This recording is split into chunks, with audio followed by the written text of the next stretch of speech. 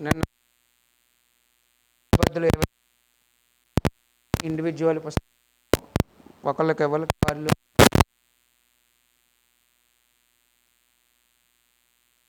ఏ విధంగా రాయాలి, ఏ ఏ వ్యవహారాలు జరుగుతూ ఉంటాయి నుంచి ఆచరించవలసిన ఏ విధంగా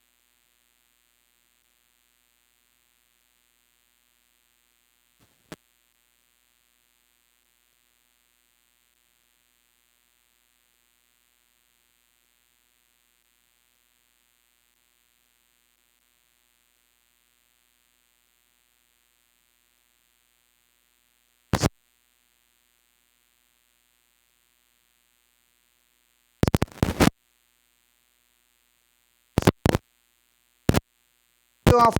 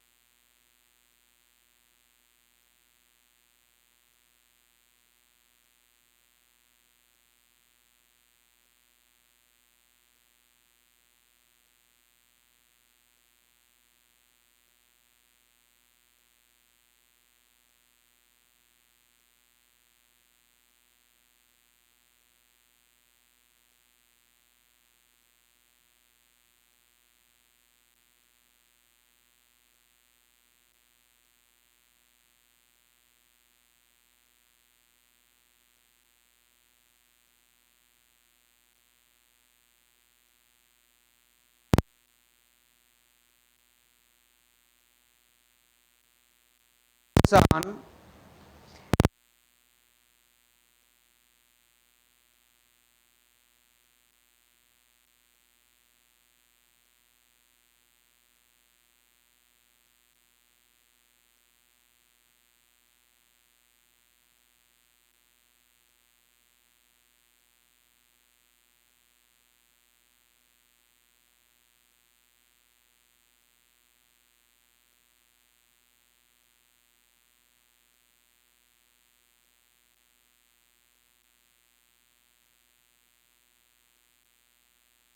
అధ్యయనం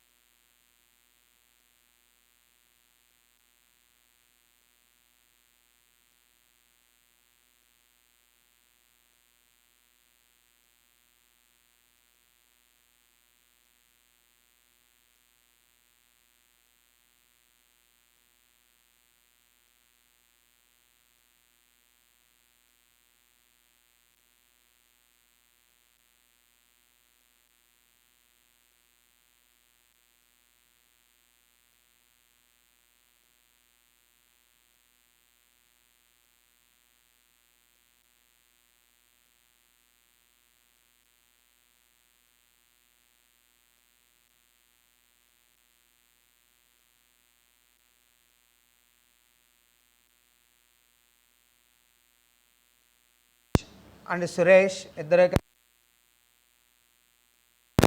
చేస్తున్నారు.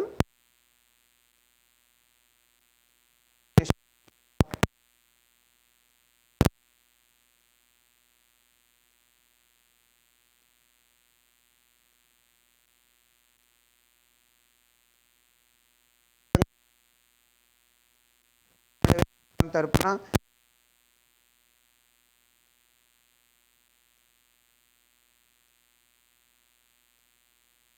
ఇచ్చేటటువంటి సరుకునంతా కూడా 18,000 రూపాయలకి అమ్మడం జరిగింది.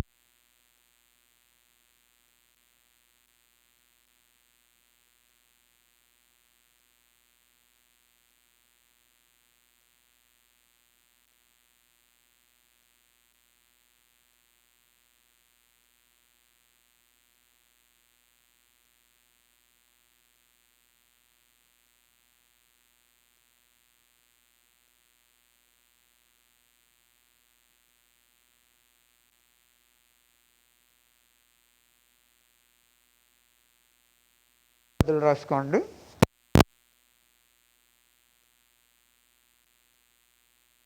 మనకి ఇక్కడ journal entries in the books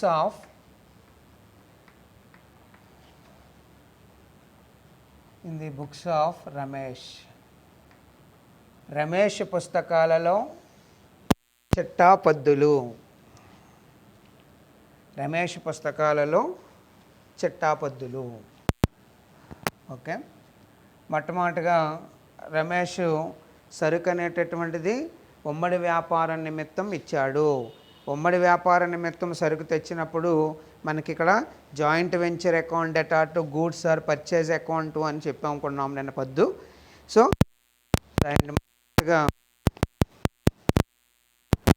joint venture account debtor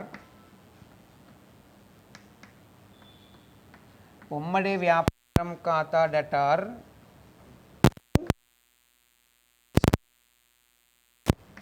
purchases account to కొనుగోలు ఖాతా ద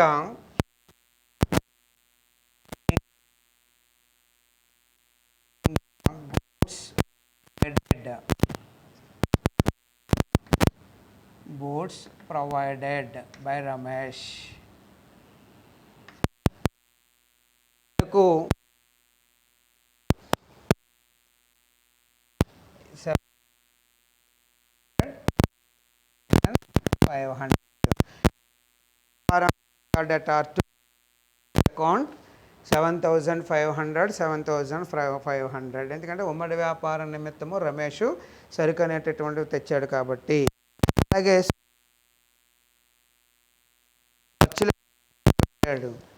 ఏంటిది, దీనికి మనం ఏం చెప్పామండి, joint venture account debtor to cash or bank, to cash or bank or cash ఏదైనా రాయొచ్చు, టు క్యాష్ లేదా క్యాష్ అలవాటు చేసుకోండి. అతను మళ్ళీ బ్యాంక్ అకౌంట్ సెపరేట్ పుస్తకాలు మెయింటైన్ చేసినప్పుడు జాయింట్ బ్యాంక్ అని మనం చూపిస్తాము. సరే, క్యాష్ ఆర్ బ్యాంక్ ఏది రాసినా ప్రాబ్లం లేదు. 500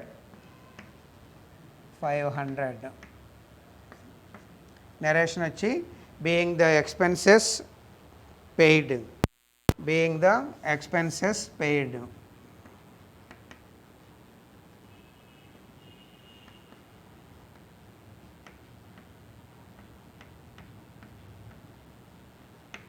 ఖర్చులు చెల్లించినందుకు.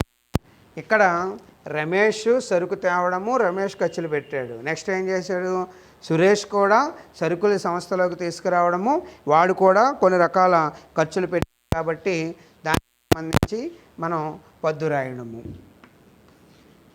సురేష్ దేని నిమిత్తం మనకు సరుకు తీసుకొచ్చాడు అంటే joint venture account debtor to ఎవరితో ఇచ్చారు, అది సురేష్ పర్సనల్ అకౌంట్ అని. వీడు నండి వాల్యూ 6,000 రూపాయలు విలువ చేసేటటువంటి సరుకుని తీసుకొచ్చాడు. నరేషను సురేష్ సరుకు తీసుకొచ్చినందుకు being the goods provided by Suresh, being the goods provided by, రాసుకోండి, being goods provided by Suresh. అలాగే సురేష్ ఏం చేశాడు మనకి ఇక్కడ వ్యాపారం నిమిత్తం వాడు కూడా అనేటటువంటిది జరిగింది. రూపాయల కూడా రాసుకోండి. జాయింట్ వెంచర్ అకౌంట్ డెటార్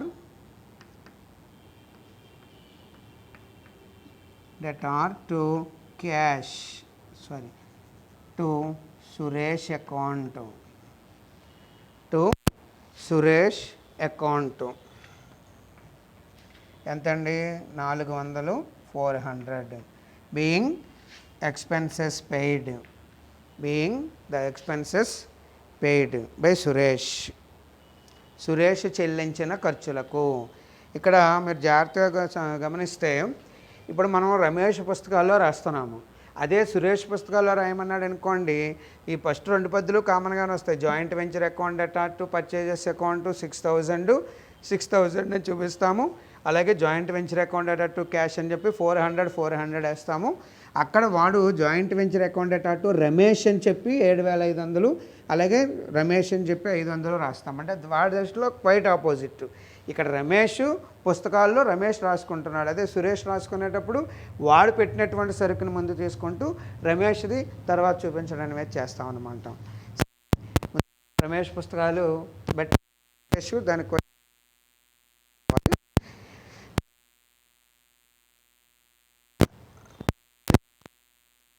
వాడు కూడా సరుకు తెచ్చాడు, ఖర్చులు పెట్టాడు. నెక్స్ట్ సురేష్ ఇక్కడ సరుకుని అమ్మాడు. దేని నిమిత్తం అమ్మాడు? వీడు జాయింట్ వెంచర్ నిమిత్తం అమ్మాడు.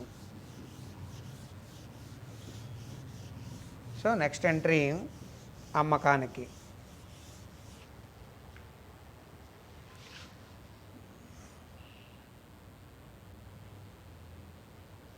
మూడు 4 వచ్చినాయండి. Next Suresh account debtor to joint venture account, సరుకుని అమ్మినందుకు బీయింగ్ ది గుడ్స్ సోల్డ్. ఎంత? 18,000. సురేష్ ఖాతా డెటార్ టు ఉమ్మడి వ్యాపారం ఖాతా 18,000 సరుకును అమ్మినందుకు being the goods sold by Suresh, being the goods sold by Suresh. Suresh సరుకును అమ్మినందుకు. అలాగే సరుకు అమ్మితే సురేష్కి ఇక్కడ అమ్మకం ఎంత ఇవ్వాలి? అమ్మకం మీద కమిషన్ వచ్చి 5% కమిషన్ ఇవ్వాలి.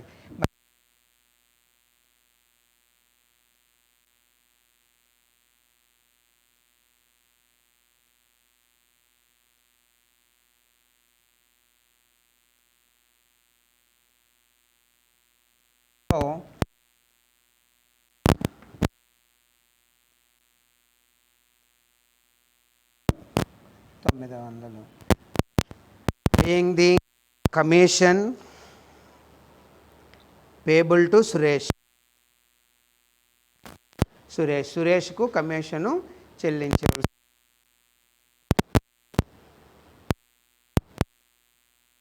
లాస్ట్ 2 ఎంట్రీస్కి మీరు గ్యాప్ జాయింట్ వెంచర్ అకౌంట్ వేయాలి. అలాగే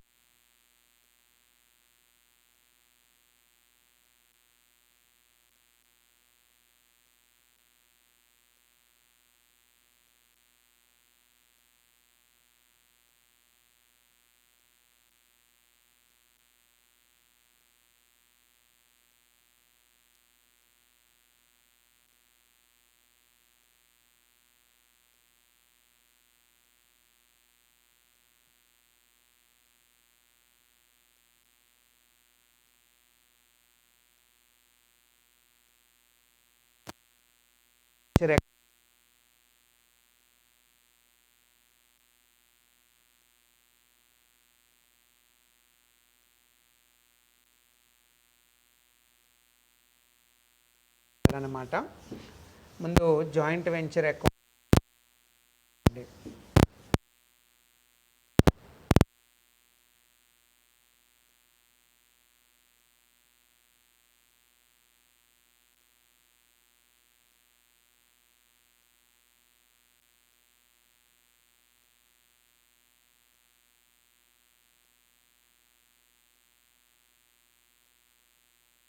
అకౌంట్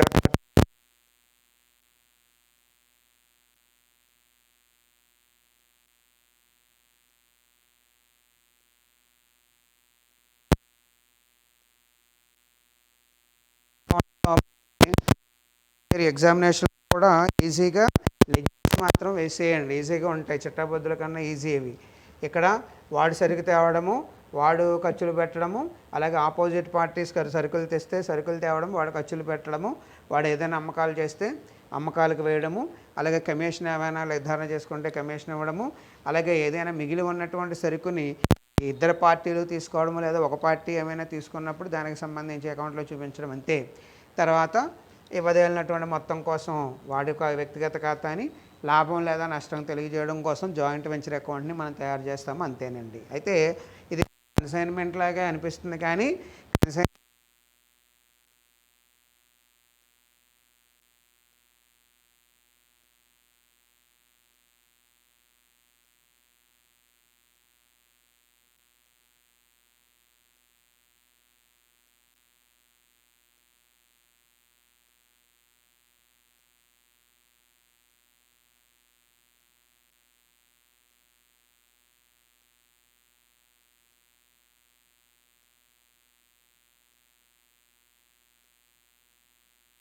ఏం ప్రత్యేకమైన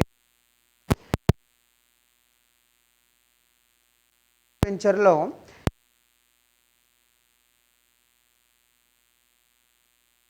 అనేది మనకి ఇస్తాడు. అట్లయితే వాళ్ళు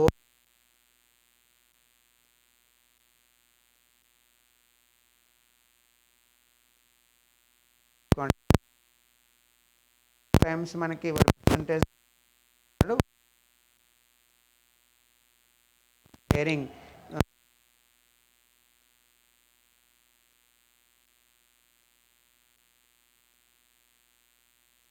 ప్రాఫిట్ అండ్ లాస్ షేరింగ్ని ఈక్వల్గా.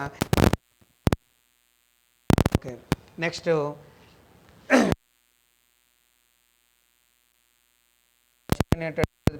టు క్యాష్ అకౌంట్ చట్టాపద్దులు ఏమీ చూడని అవసరం లేదు. అలాగే next joint venture account debtor to Suresh, వీడు సరుకులు అనేటటువంటి తేవడం చేశాడు, 6,000 రూపాయలు చేసేటటువంటి సరుకులు.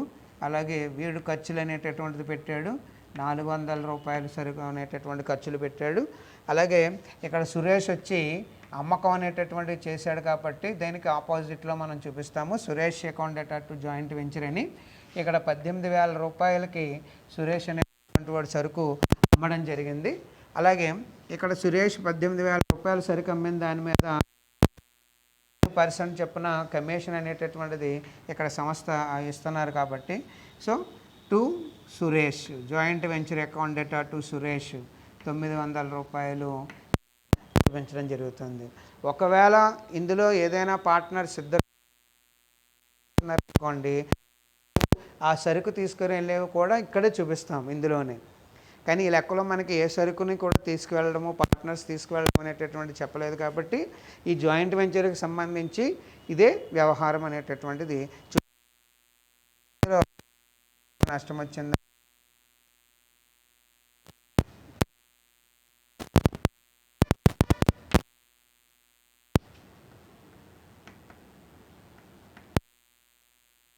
రఫ్గా కాలిక్యులేట్ చేస్తే మనకి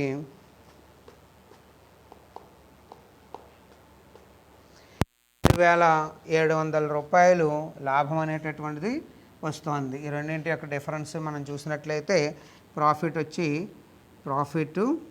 మనకి 2,700 రూపాయలు వస్తుంది. ఈ 2,700 రూపాయలని మనం ఇద్దరికి పంచాలి, నిష్పత్తి 3:2 నిష్పత్తిలో. కాబట్టి 2,700 ఇంటూ ఇది రమేష్, అలాగే సురేష్ది వచ్చి 2,700 ఇంటూ 2/5. సో 2700 ఇంటూ 3/5 చొప్పున మనం చూసినట్లయితే 1620 రూపాయలు వస్తుంది. ఇక్కడ మనం జాయింట్ వెంచర్ రమేష్ వాటా 1620 రూపాయలు వస్తుంది. ఇది 1080 రూపాయలు ఈ సురేష్ వాటా కింద వస్తుంది. ఇప్పుడు రమేష్కి సంబంధించిన వాటా ఇక్కడ రాసేటప్పుడు మనం రమేష్ పుస్తకాలు రాస్తున్నాం కాబట్టి ఆ 1620 రూపాయలు రమేష్కి లాభంగా చూపిస్తామన్నమాట. దాన్ని ప్రాఫిట్ అండ్ లాస్ అకౌంట్ అని చెప్పి 1620 చూపిస్తాము. అలాగే టు సురేష్ వాడి వాటా 1080 ఇలా చూపించాలండి, గుర్తుపెట్టుకోండి. ఇది 2700 ఇంటూ 3/5 చొప్పున కాలిక్యులేట్ చేసినటువంటి మొత్తము. అదే సురేష్ గడికి రాస్తున్నాం అనుకోండి, ఇక్కడ ప్రాఫిట్ అండ్ లాస్ అకౌంట్ అని చెప్పి 1080 చూపిస్తాము. టు రమేష్ అని చెప్పి 1620 చూపిస్తాం వాడి పుస్తకాలు రాసేటప్పుడు. ఇప్పుడు మనం రమేష్ పుస్తకాలు చూస్తున్నాం కాబట్టి రమేష్కి సంబంధించిన లాభాన్ని వాటా 1620 రూపాయలు వాడికి లాభ నష్టాల ఖాతాకు మళ్లించుకోవాలి. ఆ మిగిలినటువంటి కోవెంచర్ ఎవడైతే ఉన్నాడో వాడి పేరుతోటి ఇక్కడ చూపిస్తామన్నమాట. టు సురేష్ అకౌంట్ అని చెప్పి మళ్ళిస్తామండి 1080. ఈ విధంగా ఈ జాయింట్ వెంచర్ అకౌంట్ అనేటటువంటిది మనం తయారు చేయాలి. అలాగే నెక్స్ట్ దీనికి పద్దు మీకు ఇందాక గ్యాప్ ఉంచుకోమన్నాను చూడండి, అక్కడ పద్దు రాసేయండి. ఇందాక గ్యాప్ రెండు ఎంట్రీస్ గ్యాప్ ఉంచుకోమని చెప్పాను కదా, దాంట్లో రాసేయండి. పద్దు ఏంటి? Joint venture account debtor 2700, to profit and loss account 1620, to Suresh account 1080. అర్థమైందండి? Joint venture account debtor, to profit and loss account, to Suresh account చూపించేయండి. Being the profit distributed is to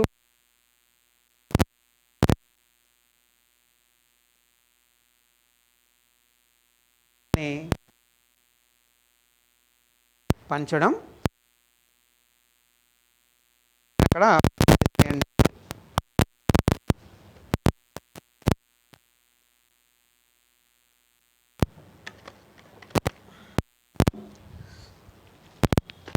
next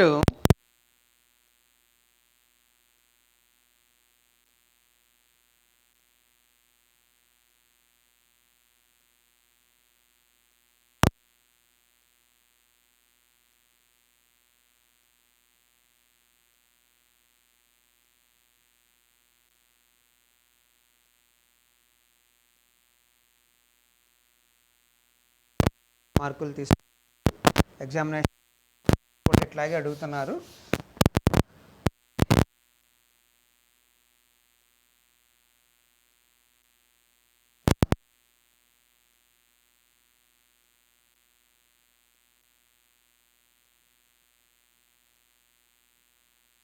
transactions మాత్రమే తీసుకుంటాము.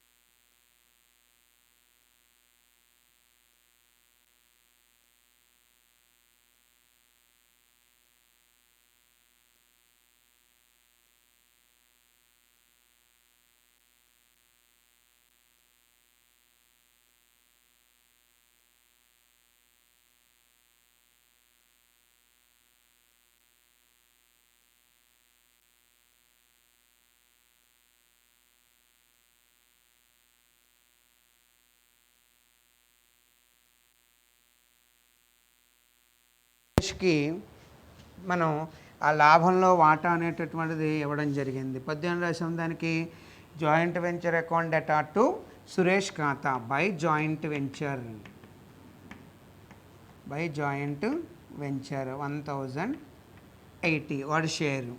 సో ఇంకా transactions ఇంకేమీ లేవండి. ఉన్నటువంటి మొత్తాలు transactions ఇవే. వాడు సరుకు తెచ్చినందుకు, వాడు ఖర్చులు పెట్టినందుకు, వాడి కమిషన్ ఇస్తున్నందుకు, వాడు సరుకు అమ్మినందుకు, వాడి లాభంలో వాటా 2% చొప్పున 2/5 చొప్పున లాభంలో వాటా పొందినందుకు. ఇంకా మిగిలినటువంటి మొత్తాన్ని మనకి డిఫరెన్స్ ఏదైతే ఉందో, డిఫరెన్స్ చూడండి, రెండింటికి ఉండేటటువంటి వ్యత్యాసము. వాడు ఇంకా ఎంత మొత్తం అయితే ఉందో ఆ మొత్తాన్ని మనకి 9,600 9,620. దీన్ని మనకి బ్యాంక్ డ్రాఫ్ట్ అని వాడు లెక్కలో చెప్పాడు కాబట్టి బై బ్యాంక్ అని రాయండి, బ్యాలెన్సింగ్ ఫిగర్. ఓకే, ఇది జాయింట్ వెంచర్లు సంబంధించి ఎవరి పుస్తకాల్లో వాళ్ళు రాసుకునేటటువంటి పక్షంలో మనం అనుసరించవలసినటువంటి చిట్టాబద్దులు కానీ అకౌంటింగ్ సంబంధించినటువంటి ప్రొసీజర్స్ కానీ ఈ విధంగా ఉంటాయండి. Okay, ఎక్కించుకోండి. Next వాళ్ళొక్క చెప్దాను.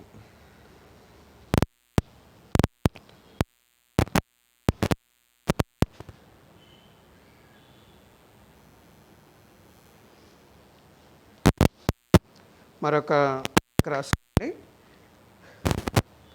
Mahesh and Suresh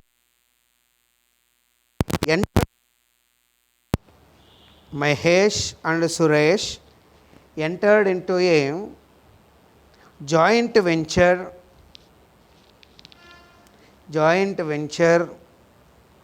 sharing profits and losses in the ratio of 2:3.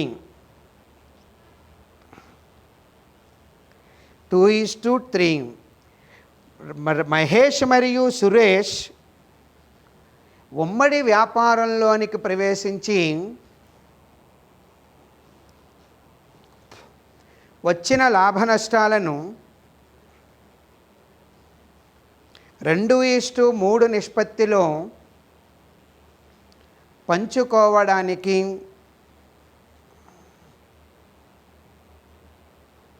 ఒప్పందం కుదుర్చుకున్నారు. Mahesh is to purchase and supply 1,000 meters of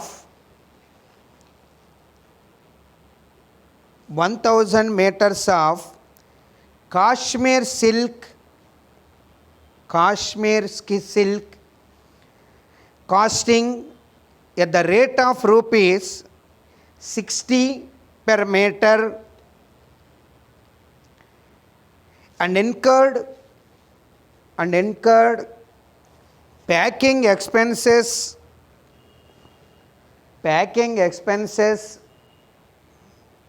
rupees 200. Suresh received the stock and paid rupees 500 towards carriage. Mahesh 1000 మీటర్ల కాశ్మీర్ సిల్క్స్ను 1000 మీటర్ల కాశ్మీర్ సిల్క్ను ఒక్కొక్క మీటరు 60 రూపాయల చొప్పున కొని 200 రూపాయలను ఖర్చు పెట్టి 200 రూపాయలను ఖర్చు పెట్టి సురేష్కు పంపెను. సురేష్ సరుకులను తీసుకోవడానికి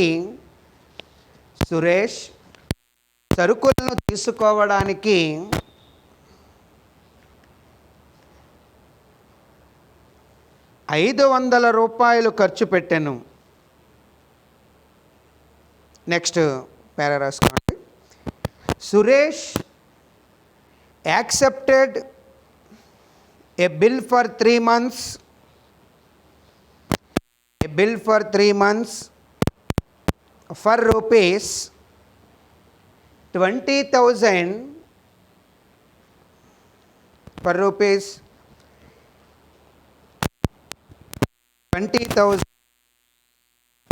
Mahesh drawn మహేష్. మహేష్ వ్రాసిన 20,000 రూపాయలు 3 నెలల బిల్లుకు సమ్మతి తెలిపెను. 3 నెలల బిల్లుకు సమ్మతి తెలిపెను.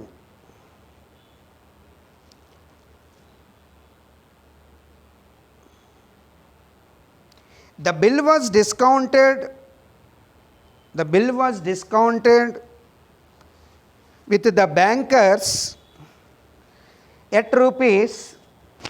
The bill was discounted with the bankers at rupees 19,715. 19,715. Suresh sold the total stock for rupees 75,000.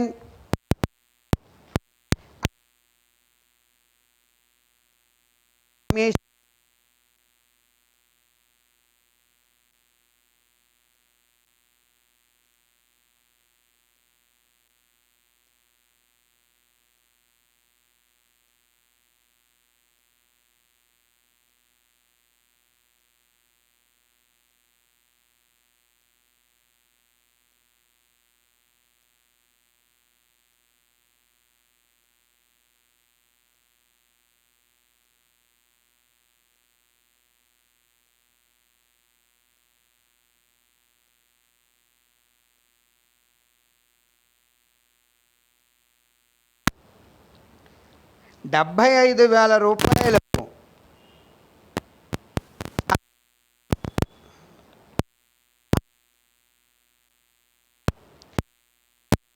Commission